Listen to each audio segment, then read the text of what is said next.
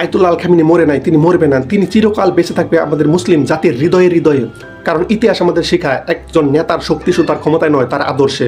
Ayatollah আল Khamenei প্রমাণ করেছিলেন একটি জাতি যখন তার নিজের বিশ্বাস এবং স্বাধীনতার প্রশ্নে এক হয় তখন বিশ্ব মানচিত্র বদলে যেতে পারে। আর যদি ইরান হারবে শুধু একটি দেশ নয়, প্রশ্ন উঠবে আদর্শের। কিন্তু আমাদের মনে রাখতে হবে আদর্শ কখনো বন্দী হয় না, কখনো পরাজিত হয় না। ওই ইসরায়েল নাস্তিক জাতি আমাদের মুসলিম জাতিকে কখনো পরাজিত করতে পারবে না, এটা আমাদের ইমানি শক্তি। এক খামিনের মৃত্যু হয়েছে, তাতে কি হয়েছে? আমাদের মুসলিম জাতির হাজারো খামিন দাঁড়িয়ে গেছে ইনশাল্লাহ। মনে রাখতে হবে একটি জাতির শক্তি তার ইমান, তার ঐক্য, তার আত্মমর্যাদায়। জয় পরাজয় সময়ের হাতে, কিন্তু তার সম্মান, তার আত্মপরিচয় নিজের হাতে। কারণ আমাদেরকে শিখতে হবে ভয় নয় ভরসা, দুর্বলতা নয় দৃঢ়তা, হতাশা নয় আশা। কারণ মুমিনরা কখনো ভেঙে পড়ে না, তারা সিজদায় পড়ে আবার মাথা তুলে দাঁড়ায় ইনশাল্লাহ। আর যদি কোনো চ্যালেঞ্জ আসে সেটাই হবে আমাদের পরীক্ষা, আর পরীক্ষা মানে প্রমাণের সুযোগ। মনে রাখতে হবে মুসলিম জাতির জয় পরাজয় সাময়িক, কিন্তু ইমানি শক্তি চিরস্থায়ী। তাই আমাদের মুসলিম জাতির জয় হবে ইনশাল্লাহ, ইনশাল্লাহ।